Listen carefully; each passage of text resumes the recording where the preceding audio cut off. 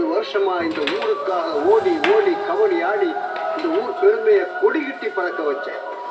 ஆனா அதனால என் குடும்பம் இழந்தது யாராகும்? அப்படிப்பட்ட என்னை பார்த்து இந்த தம்பி சொல்லுது, பாடம் உடைக்கிற போட்டி வைக்கலாம். ஏற்கனவே நான் பாடம் உடைச்சிட்டேன் தம்பி. என் பேரை செல்லையாவுக்காக என் சந்ததியில யாரும் கபடி ஆடக்கூடாதுன்னு ஒதுக்கி வச்சிங்கல்ல, இப்போ முதல் தலைமுறையான பொத்தாரியே இந்த 70 வயசுல களமிறங்கலாம். என் குடும்பம், மகன், பேரங்களோட இந்த ஒட்டுமொத்த ஊரையை எழுத்து என் குடும்பத்துக்காக ஆடுறேன்.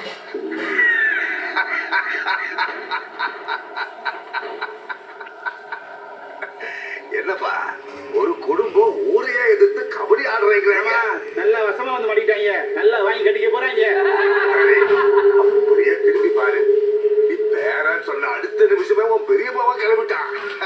குடும்பத்தோட கபடி விளையாடுற, குடும்பத்தோட கபடி விளையாட சொல்றீங்களா? யாரை வச்சு கபடி விளையாடுவீங்க? இதோ இந்த பையனை வச்சு கபடி விளையாடுவீங்களா? அதான் வீட்டோட இருக்கான மாப்பிள, அவனை வச்சு கபடி விளையாடுவீங்களா? ஏன் இந்த இருக்கான உங்க மகன், அவனை வச்சு கபடி விளையாடுவீங்களா? ஏய், நீ பால்டிக்கு படிக்கிற, உனக்கு கபடி விளையாட தெரியுமா? இதெல்லாம் விடுங்கய்யா. உங்க பக்கத்துல அடிக்கிற தத்தி, இவனுக்கு கபடி விளையாட தெரியுமா? இவன் தத்தியா இல்ல குத்த போற கத்தியாங்கிறது